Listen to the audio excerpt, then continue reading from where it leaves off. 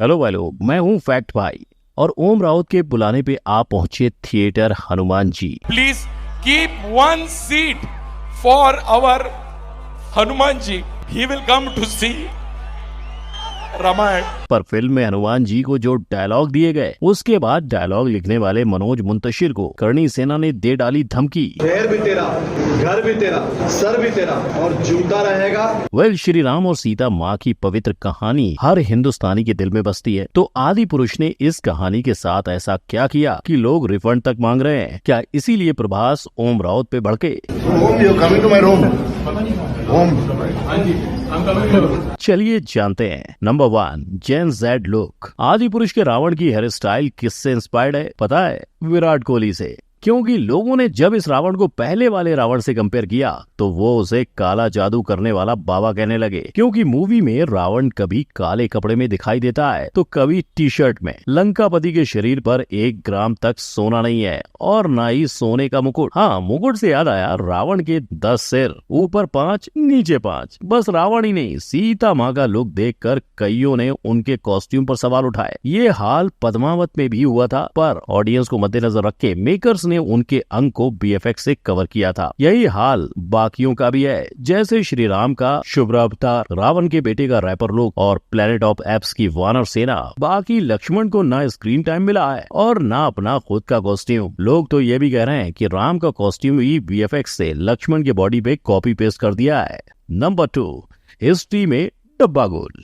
राम जी देवी सीता और अपने अनुज लक्ष्मण के साथ मूवी के शुरुआती 5 मिनट में वनवास को निकल गए। 2 घंटे की इस कहानी में सीता और राम जी की घर वापसी भी नहीं है, यानी ना आरंभ है ना ही अंत। पर फिल्म में जो है वो इससे भी ज्यादा गलत है। गलती नंबर 1, सीता हरण के साक्षी जटायु थे, आदि पुरुष में राम जी हैं। गलती नंबर 2, देवी सीता का हरण पुष्पक विमान में हुआ था, आदि पुरुष में चमगादड़ विमान था। गलती नंबर 3, रावण की लंका सोने की थी, आदि पुरुष में सोने की लंका काली है।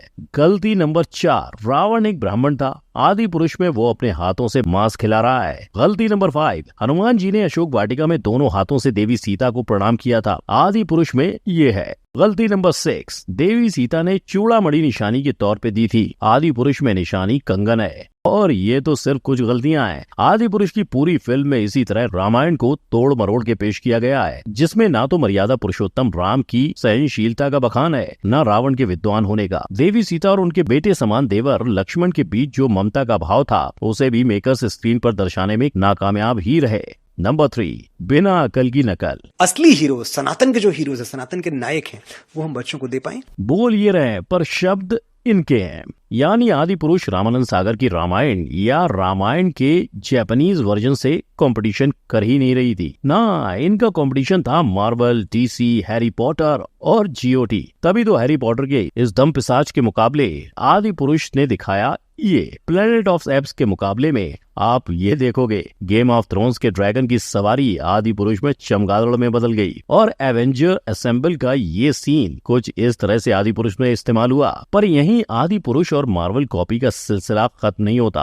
आदि पुरुष में दिखाई रावण की ये लंका बोले तो सस्ता एसगार्ड, और इन्होंने तो मार्वल के सबसे नामी सुपर हीरो आयरन मैन को भी नहीं छोड़ा, ये उन्हें भी कॉपी कर बैठे, ये बुलाकर कि रावण पूरी लंका नगरी का राजा है और एक राजा अपने राज्य में वेल्डिंग का काम क्यों करेगा। नंबर 4, बोल बच्चन। मेरे लिए मत लड़ना, मर्यादा के लिए लड़ना। लड़ोगे क्यों बात नहीं हो रही इन डायलॉग्स की? ये जवाब मनोज ने सोशल मीडिया पर ट्रोल होने के बाद दिया था। मगर भाई लोग, फिल्म के अंदर हमें सिर्फ एक बार नहीं, कई जगह कमजोर डायलॉग सुनाई देते हैं और हनुमान जी का ये डायलॉग भी एक कथा से चुराया गया है। घी किसका? रावण का। कपड़ा किसका? रावण का। आग किसकी? रावण की। जली किसकी? रावण की। इन्हीं डायलॉग्स को लेकर आज कई जगह प्रोटेस्ट भी चल रहे हैं। यहाँ तक कि डायलॉग्स के ऊपर करणी सेना का ये कहना है कि अभिव्यक्ति की आजादी का फायदा उठाया जा रहा है। भाई, मैं जानता हूँ कि विचारों की अभिव्यक्ति की आजादी है, लेकिन ऐसी आजादी हम बर्दाश्त नहीं करेंगे। और शायद इन्हीं विवादों के बाद अब मनोज मानते हैं कि डायलॉग्स में फेरबदल करनी चाहिए। सब क्लियर होने के बाद अगले 2 से 3 दिनों में ये डायलॉग्स थिएटर में होंगे। लेकिन एक नजर अगर मनोज के पिछले किए गए कामों पर डालें तो हमें कई गाने और उनके रियलिटी शो के जज होने के अनुभव दिख जाएंगे। इनफैक्ट आदि पुरुष के सारे गानों के लिरिक्स भी मनोज द्वारा ही लिखे गए हैं, जिन्हें व्यूज तो भरपूर मिले पर लोगों को अजय अतुल का दिया म्यूजिक थोड़ा कम पसंद आया। यानी उनके टाइटल ट्रैक को इतने सारे सिंगर्स से गवाने के बावजूद आदि पुरुष के गाने ऑडियंस के कानों तक नहीं पहुंच पाए। नंबर 5, सस्ता वीएफएक्स। इस मूवी के वीएफएक्स में 4 चांद लगाने वाले प्रसाद सुतार आदि पुरुष के भी वीएफएक्स आर्टिस्ट हैं। और जब आदि पुरुष का टीजर लॉन्च हुआ तो लोगों के रिएक्शन से बचने के लिए प्रसाद ने कहा कि इस प्रोजेक्ट में कंपनी का कोई हाथ नहीं है। फिर क्या 6 महीने का पोस्टपोन और नया ट्रेलर लॉन्च, जिसे लोगों ने भर पेट वाहवाही दी। लेकिन लोगों की ये एक्साइटमेंट फिलहाल ट्रेलर तक ही बनी रही। लेकिन जब लोग मूवी देखने गए तो पता चला कि यहाँ कुछ उल्टा ही बना दिया गया है, जैसे रावण के 10 सिर और इंद्रजीत का शरीर। शायद इसीलिए फिल्म रिलीज के पहले प्रसाद ने साफ कह दिया था कि अब इस मूवी को बेहतर नहीं बना सकते। ऊपर से इन सब के बीच ओम ने लोगों से हनुमान जी के लिए एक सीट रखने की मांग की। और तो और ताज्जुब की बात तो ये है कि एक बंदर सच में आदि पुरुष देखने आ गया था।